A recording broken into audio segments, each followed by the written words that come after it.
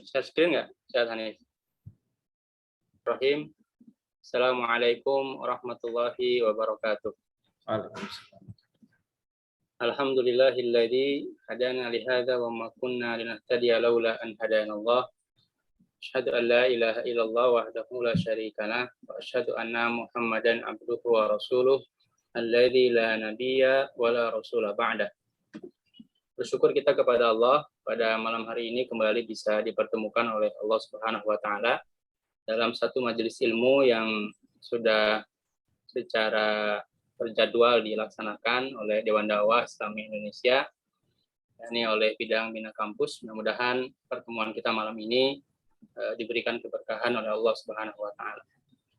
Salawat dan salam semoga senantiasa Allah limpahkan dan Allah curahkan kepada Nabiullah Muhammad sallallahu alaihi wasallam, kepada keluarga beliau, para sahabat beliau dan seluruh pengikut beliau yang senantiasa memegang teguh sunnah-sunnah beliau. Baik Ustaz Hanif yang dirahmati Allah dan para peserta Bina Kampus Dewan Dakwah yang dirahmati Allah Subhanahu wa taala. Pada malam hari ini saya diberikan amanah oleh Ustaz Hanif untuk memberikan materi, dan materi yang insya Allah akan kita diskusikan pada malam hari ini adalah materi tentang akal dalam Islam atau kedudukan akal dalam Islam, bisa juga konsep akal dalam Islam menurut Muhammad Natsir. Kenapa materi ini yang coba kita angkat pada malam hari ini? Sebab latar belakangnya adalah bahwa kehidupan kita hari ini adalah kehidupan yang dihegemoni atau dikuasai oleh peradaban Barat. Ini semua sudah menjadi pengetahuan kita bersama ya. Dan di mana peradaban Barat itu hari ini adalah peradaban yang bersifat Cartesian Newtonian ya. Cartesian itu dari René Descartes, pendiri mazhab rasionalisme dalam sejarah peradaban Barat, dan juga Newtonian ya, dari Newton, jadi fisika terapan. Maka filsafat atau peradaban Barat hari ini itu adalah peradaban yang sangat menjunjung tinggi kekuatan akal sebagai jalan keluar dari seluruh masalah kehidupan. Nah, maka peradaban Barat itu adalah peradaban yang menjadikan akal sebagai tumpuan dalam kehidupannya. Nah, namun ternyata setelah berjalan kurang lebih selama 700 tahun, ternyata peradaban Barat ini adalah peradaban yang membawa manusia, kehidupan umat manusia kepada kenestapaan. Kenestapaan itu artinya kepada kehancuran yang amat sangat gitu ya. Dan sesungguhnya kondisi ini atau fenomena ini sudah diprediksi sendiri atau sudah dianalisa sendiri oleh para filosof Barat. Misalnya oleh Friedrich Nietzsche yang terkenal dengan adagiumnya God is dead. Nah, itu Nietzsche itu pernah berkata di sekitar tahun 1880-an, Nietzsche mengatakan bahwa budaya Barat itu telah berada di pinggir jurang kehancuran. Itu kata Nietzsche. Apa sebabnya? Sebabnya adalah karena peradaban Barat terlalu mendewakan rasio, kata dia. Rasio dalam makna lain adalah akal. Nah, itu tahun 1880. Lalu kemudian 100 tahun kemudian, seorang filosof Barat bernama Fritjof Capra juga mengatakan hal yang sama. Bahkan kalau Nietzsche dulu mengatakan bahwa peradaban Barat sedang berada di pinggir jurang kehancuran, maka Capra sudah berani mengatakan bahwa Barat telah hancur. Nah, apa sebabnya? Karena terlalu mendewakan rasio.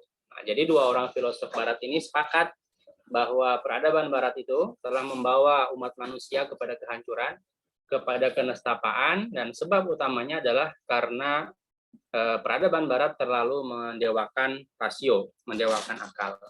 Nah, maka sekarang karena kemudian peradaban Barat itu ternyata adalah peradaban yang membawa kehancuran bagi manusia karena mendewakan akal, maka pertanyaannya adalah sekarang bagaimana kemudian pandangan Islam terhadap akal tersebut. Sebab hari ini sekalipun para ahli, para filosof ya banyak yang sudah mengatakan bahwa peradaban Barat ini sudah bangkrut, sudah hancur gitu ya, tapi tetap hegemoni Barat masih kita rasakan sampai hari ini, bahkan sampai ke negara-negara Islam atau negara-negara berpenduduk mayoritas Muslim seperti Indonesia. Jadi masih banyak di kalangan kita yang masih terhegemoni oleh konsep bahwa akallah yang menjadi tumpuan dalam kehidupan kita. Nah, tentu sebagai umat Islam kita harus mengkaji bagaimana sesungguhnya posisi akal atau konsep akal itu dalam pandangan Islam.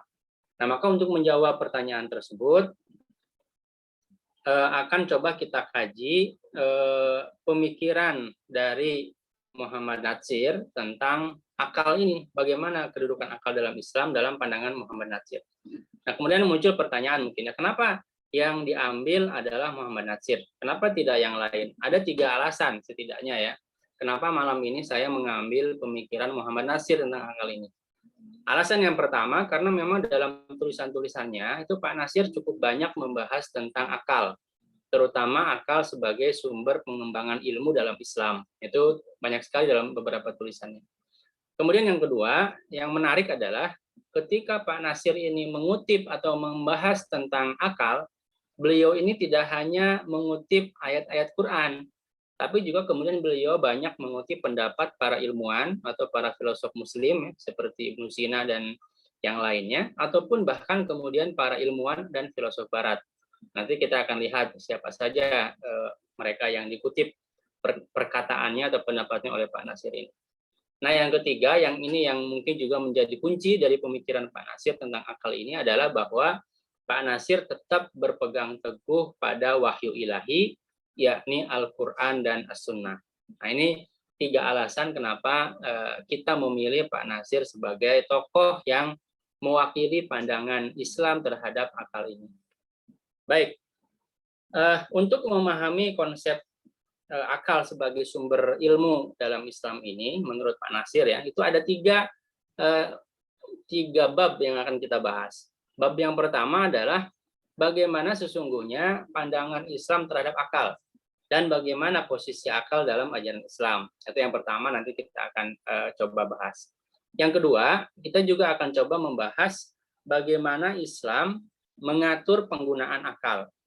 Nah, jadi kalau tadi peradaban Barat menjadikan akal sebagai satu-satunya tumpuan, nah Islam seperti apa mengatur penggunaan akal tersebut.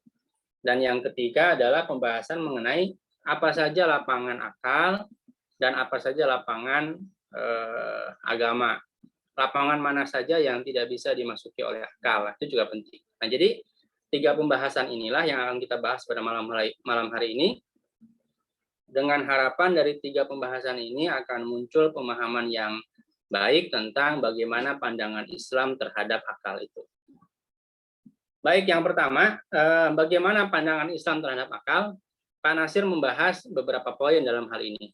Kata beliau yang pertama, beliau menyimpulkan bahwa ternyata dalam Islam itu akal sangat dihargai. Jadi kata Pak Natsir, Islam adalah agama yang sangat menghargai akal. Dari mana beliau bisa berkesimpulan demikian? Beliau mengutip beberapa ayat Quran. Misalnya dalam surat Al-An'am ayat ke-50. Allah Subhanahu wa taala berfirman, "Qul hal yastawil a'ma wal basir, afala tatafakkarun?" Katakanlah, apakah sama orang yang buta dengan orang yang melihat? Maka apakah kamu tidak memikirkannya? Nah, kalimat afala tatafakkarun ini adalah perintah untuk menggunakan akal. Artinya, menurut Pak Natsir dalam Islam, penggunaan akal ini adalah sesuatu yang disarankan, diperintahkan oleh Al-Quran. Nah, karena itu beliau berkesimpulan bahwa Al-Quran itu sangat menghargai akal. Maka beliau mengatakan dalam satu tulisannya, maka di sini kata Pak Natsir, akal itu disuruh pikirkan dan disuruh mengambil konklusi sendiri tentang kebenaran dan kekuasaan Tuhan. Disuruh dan diajar manusia supaya melihat hikmah serta kudrat dan iradat Khaliknya di belakang semua makhluk yang dapat dilihatnya dengan mata kepala. Artinya Pak Natsir ingin mengatakan bahwa dalam ayat-ayat Quran itu banyak perintah dari Allah Subhanahu wa taala kepada hambanya, kepada kita semua, agar kita menggunakan akal untuk memikirkan fenomena alam. Nah, maka kita akan lihat nanti kan dalam Al-Quran itu misalnya perintah untuk memperhatikan langit, memperhatikan lautan, memperhatikan gunung, memperhatikan bunga, memperhatikan banyak sekali lah yang Al-Quran minta kita perhatikan, dan dengan apa diperhatikan? Dengan akal. Nah, maka lagi-lagi di sini kata Pak Nasir, bukti bahwa Islam itu sangat menghargai akal. Kemudian yang selanjutnya, poin tentang posisi akal dalam Islam ini juga Pak Nasir katakan bahwa di samping Islam itu atau Quran itu mendorong kita untuk menggunakan akal dalam memandang fenomena alam, Islam juga kemudian mendorong kita semua untuk menggunakan akal dalam memikirkan ayat-ayat Quran. Dalam surat Al-An'am ayat 97 Allah berfirman, "Qad fassalnal ayati liqaumi ya'lamun."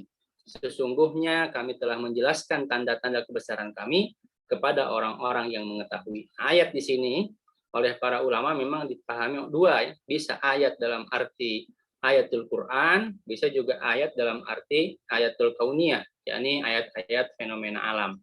Nah, maka kata Pak Nasir, ini ayat juga yang memerintahkan bahwa manakala kita membaca Al-Quran, membaca ayat-ayat Quran, maka kita didorong oleh Al-Quran untuk menggunakan akal kita untuk mentadaburi isi dari ayat Quran tersebut. Ya, tentu mentadaburi Quran kan dengan akal.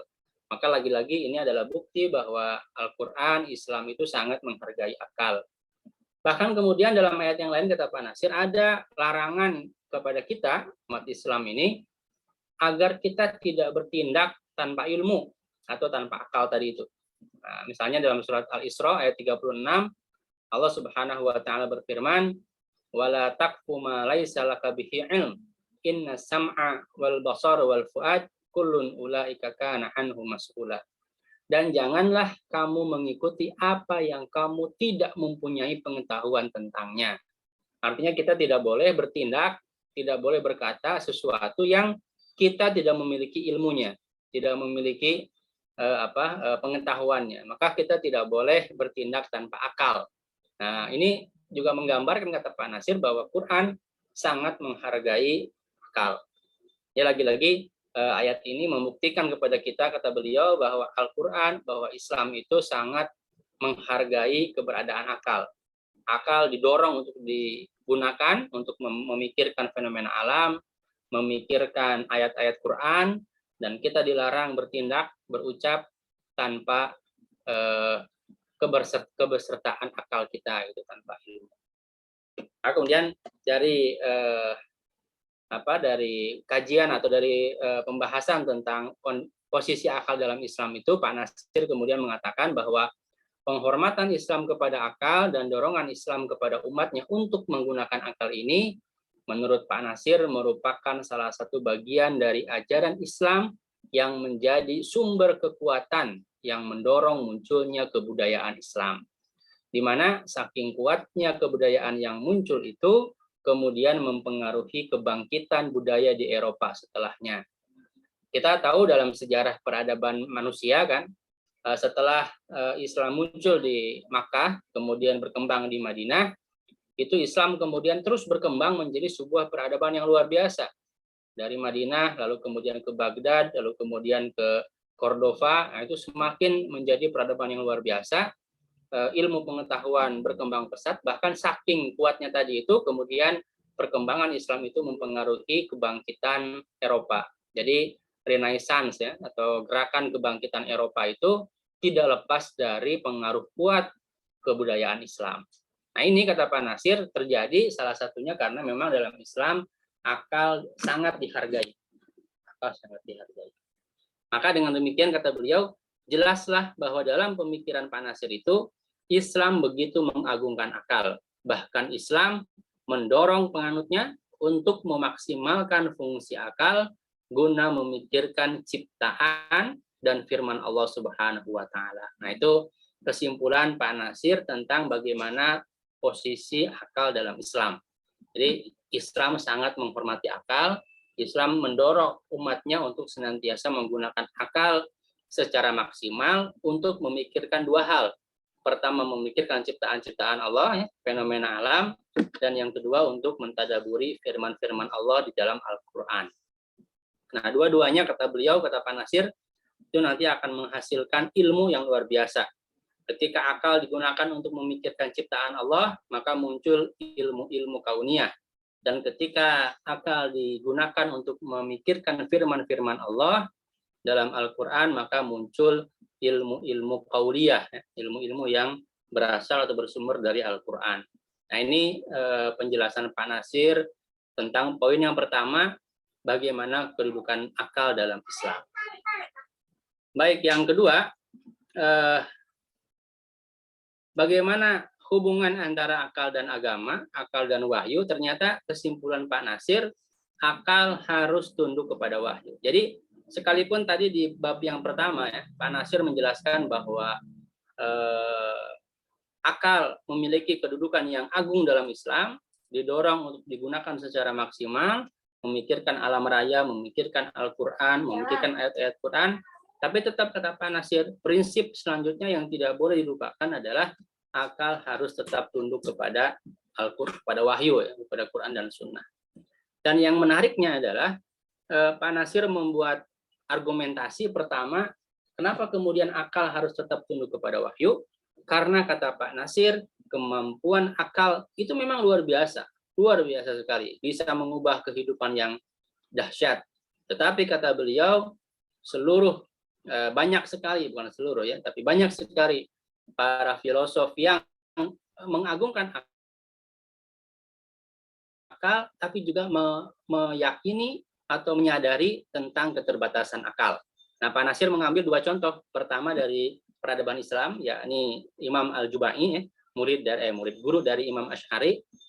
Imam Al-Jubai ini tokoh Mu'tazilah. Nah, Mu'tazilah kita tahu dalam Islam itu adalah satu aliran yang sangat mengagungkan akal. Aklaniyun ya, orang-orang yang sangat mengagungkan akal. Tetapi Imam Al-Jubai, sekalipun dia adalah tokoh Mu'tazilah yang sangat mengagungkan akal, tetap beliau meyakini atau menyadari bahwa akal itu memiliki keterbatasan. Maka itu ketika Imam Al-Jubai ditanya ya, 3 pertanyaan oleh muridnya, yakni Imam Asy'ari, itu tidak bisa dijawab. Dan kata Imam Al-Jubai, 3 hal ini tidak bisa diselesaikan oleh akal, maka harus dikembalikan kepada wahyu. Nah, itu dari peradaban Islam ya. Nah, dari peradaban Barat, Pak Nasir mengambil contoh seorang filosof besar bernama Immanuel Kant. Ya, Immanuel Kant ini pendiri mazhab atau pendiri aliran idealisme dalam peradaban Barat modern ya, di mana aliran ini mencoba untuk menggabungkan atau mendamaikan antara aliran rasionalisme dan empirisme. Kita tahu dalam sejarah peradaban Barat itu kan yang muncul pertama adalah René Descartes ya dengan rasionalismenya. Kemudian muncul David Hume dengan empirismenya. Nah, Immanuel Kant mencoba untuk menggabungkan keduanya karena rasionalisme dan empirisme saling menafikan, saling menegasikan, dan keduanya menafikan agama. Nah, maka Immanuel Kant dengan aliran idealismenya mencoba untuk menggabungkan antara rasionalisme, empirisme, dan agama. Nah, salah satu poin penting dalam pembahasan Immanuel Kant itu adalah bahwa akal itu, kata Immanuel Kant, memiliki keterbatasan. Ya, tidak bisa atau tidak mungkin segala sesuatu di alam dunia ini itu bisa difikirkan oleh akal. Akal memiliki keterbatasan. Nah, itu 2 contoh yang Pak Nasir ambil ya dari pemikir Barat maupun pemikir Muslim tentang kesadaran mereka bahwa akal itu memiliki keterbatasan. Nah, kemudian yang kedua, kata Pak Nasir, jika akal itu dipaksakan untuk memikirkan segala sesuatu, maka yang terjadi adalah kehancuran. Nah, peradaban Barat hari ini ya seperti itu. Karena mereka memaksakan akal untuk memikirkan segala sesuatu, maka yang terjadi adalah kehancuran, kenestapaan gitu ya. Buktinya apa ya? Buktinya kehidupan manusia ketika dikuasai oleh peradaban Barat bukan lebih baik, tapi justru sebaliknya lebih lebih sengsara gitu ya, lebih sengsara.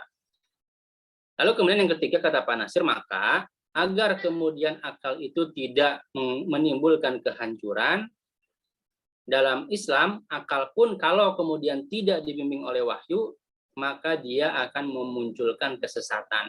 Nah, jadi akal itu, kata Pak Nasir, kalau dia tidak dibimbing oleh wahyu dalam Islam, konteks Islam, itu akan memunculkan kesesatan. Nah, beliau ambillah beberapa contoh, misalnya Al-Hallaj ya, tokoh sufi yang mengatakan ana al-haq, saya kebenaran, saya Tuhan. Nah, itu kata Pak Nasir muncul karena akalnya Al-Hallaj itu tidak dibimbing oleh wahyu, tapi diserahkan kepada hawa nafsu. Nah, maka dari 3 poin ini Pak Nasir meyakini bahwa akal itu harus tetap tunduk kepada wahyu. Harus tetap tunduk kepada wahyu. Nah, ini beliau mengatakan begini nih, saya kutip satu perkataan Pak Nasir ya. Kata Pak Nasir, akal merdeka itu ibarat api yang mungkin menjadi lampu yang gemerlapan, memimpin kita dari gelap gulita.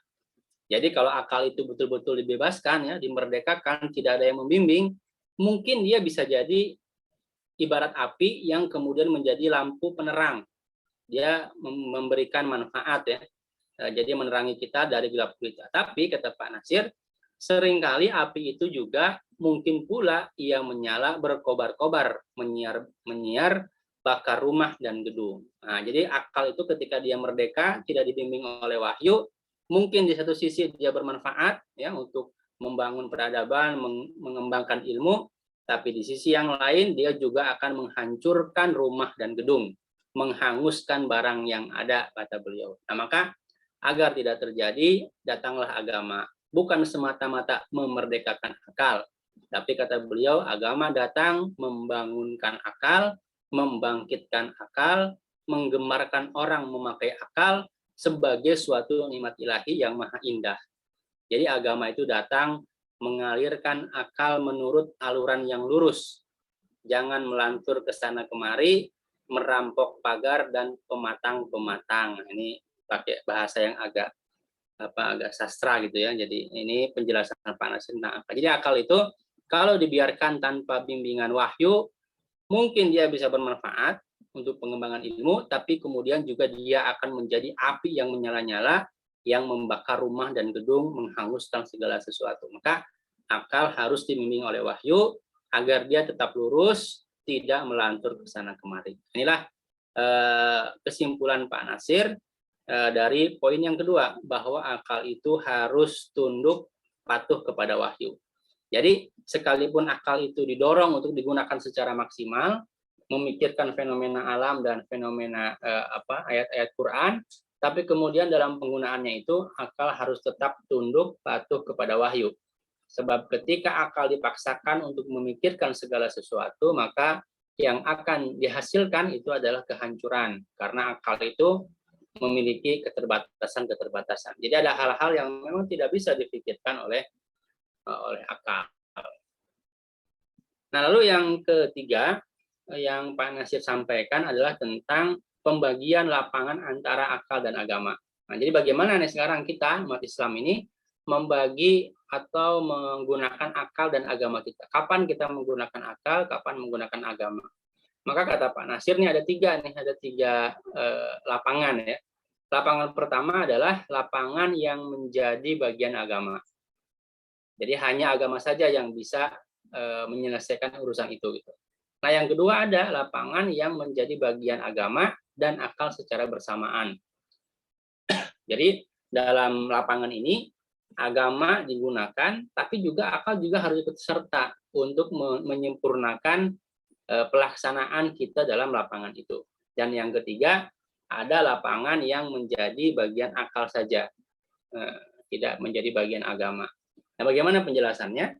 Yang pertama, lapangan yang menjadi bagian agama itu adalah lapangan-lapangan yang kebanyakan itu berada pada ranah ibadah mahdhah ya, ibadah-ibadah wajib keseharian kita.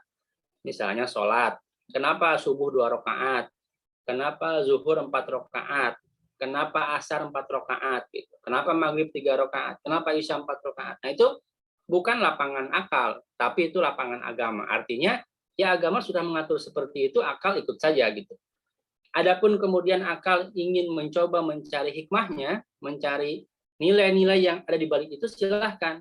Tetapi sekalipun kata Pak Nasir pada akhirnya akal tidak mampu memahami hikmah di balik syariat itu, ya tidak perlu syariatnya yang dibongkar gitu. Tidak perlu syariatnya yang ditolak.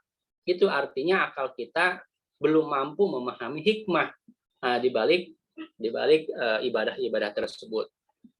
Sebagai contoh misalnya ya, banyak sekali hikmah-hikmah di balik ibadah yang itu baru terbukti secara saintifik, secara ilmu, secara ilmiah itu belakangan.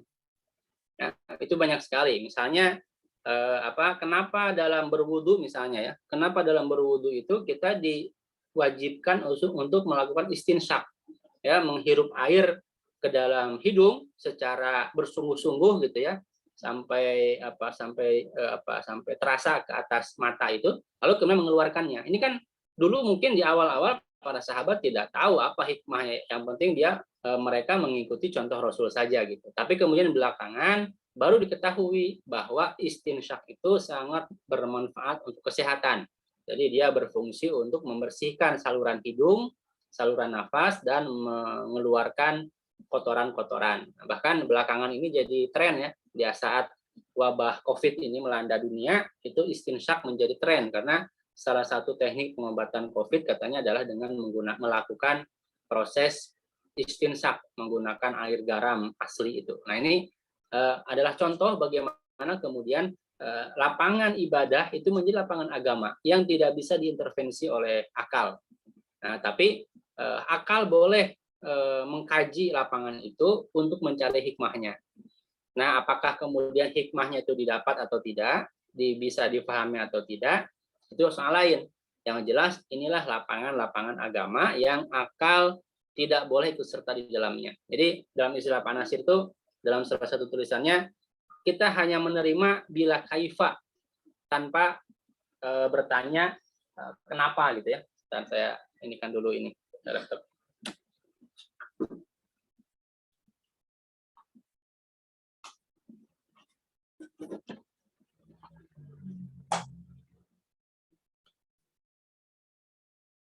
Baik, kita lanjutkan. Nah, itu lapangan yang pertama ya, di lapangan agama yang akal tidak bisa mengintervensinya. Jadi kita menerimanya bila kaifa, kata Pak Nasir, tanpa pertanyaan kenapa. Contohnya tadi ya, wudhu tadi misalnya wudhu, kemudian jumlah rakaat dalam sholat gitu ya. Kemudian kenapa kalau saum itu harus dari subuh ke maghrib gitu ya, kenapa nggak sampai isya, kenapa nggak dari zuhur. Itu hal-hal yang itu menjadi bagian agama. Akal tidak boleh mengintervensinya. Nah, akal hanya boleh berusaha untuk mencari hikmahnya, apa hikmah di balik itu. Kemudian yang kedua, kata Pak Nasir, ada lapangan yang menjadi bagian dari agama, tapi kemudian akal juga harus masuk untuk menyempurnakan agama tadi. Beliau mencontohkan misalnya perintah untuk menutup aurat. Kan yang diperintahkan dalam Al-Quran itu kan menutup aurat ya. Al-Quran tidak mengatur dengan apa kita menutup aurat. Kainnya kain apa jenisnya gitu. Warnanya apa itu tidak diatur. Tapi yang diperintahkan hanyalah tutuplah aurat. Nah bagaimana cara menutupnya? Itulah bagian dari akal, kata Pak Nasir. Nah maka di sini agama dan akal itu harus masuk secara bersamaan. Jadi akal itu menyempurnakan pelaksanaan agama di situ. Itu contohnya ya. Contoh yang lain misalnya Al-Quran memerintahkan berwudu dengan air. Nah, maka akal harus masuk tuh. Bagaimana agar kita bisa berwudu dengan air? Maka dibuatlah sumur misalnya ya, dibuatlah keran-keran air. Itu kan bagian dari pelaksanaan agama oleh akal tuh. Jadi akal tuh masuk untuk menyempurnakan pelaksanaan agama. Nah ini kata Pak Nasir adalah bagian-bagian agama yang di mana akal juga justru dibolehkan atau diharuskan untuk masuk guna menyempurnakan pelaksanaan dari perintah-perintah agama itu. Dan yang terakhir, yang ketiga adalah lapangan yang menjadi bagian akal. Ini lapangan yang sangat luas. Nah, pokoknya apa yang tidak diatur secara spesifik ya, oleh agama, ya itu berarti diserahkan kepada akal. Jadi apa yang dalam hadis Rasulullah itu, antum a'lamu bi umuri dunyakum. Kalian lebih tahu urusan dunia kalian, urusan pertanian, urusan perkebunan, urusan kelautan, perikanan, nah itu kalian lebih tahu, kata Nabi. Maka itu semua menggunakan akal. Nah tapi kata Pak Nasir, penggunaan akal dalam lapangan yang ketiga ini pun tetap tidak boleh melanggar aturan-aturan syariat. Nah, ini menariknya nih Pak Nasir. Jadi beliau tetap menjadikan syariat sebagai batasan, sebagai hudud. Jadi misalnya tadi ketika Rasul mengatakan antum a'lamu bi umuri dunyakum. Ya kan ini ucapan Rasul kepada seorang petani kurma ya. Nah, maka oleh karena itu si petani kurma itu berarti diberikan keleluasaan oleh Rasulullah untuk menggunakan akalnya dalam menanam atau mengolah kebun kurmanya. Nah, tetapi dalam mengolah kebun kurmanya itu tetap tidak boleh melanggar aturan-aturan syariat atau aturan-aturan Allah Subhanahu wa taala. Nah, ini bab yang ketiga, yakni pembagian lapangan akal dan agama. Nah, jelas ya, saya kira dengan memahami 3 lapangan ini, kita bisa nanti menentukan ini bagian siapa nih, bagian akal atau bagian agama. Atau ini bagian agama juga bagiannya akal, dan atau ini murni bagiannya akal, agama hanya menjadi hududnya saja, menjadi batasan-batasannya saja. Nah, maka ketika kemudian 3 lapangan ini kita sudah bisa petakan dengan baik, kita laksanakan dengan baik, maka insya Allah itu akal akan termaksimalisasi dengan baik ya, karena akal akan didorong untuk memikirkan banyak sekali lapangan-lapangan yang tidak diatur secara spesifik oleh agama kita.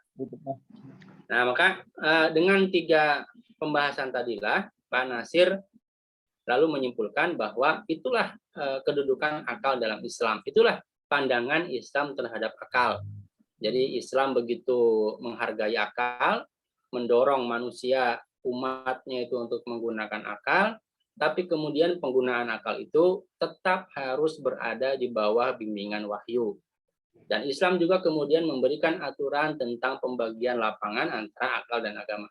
Mana yang hanya bisa diatur oleh agama, mana yang akal bisa masuk untuk menyempurnakannya, mana yang justru kemudian menjadi lapangan luas bagi masuknya akal.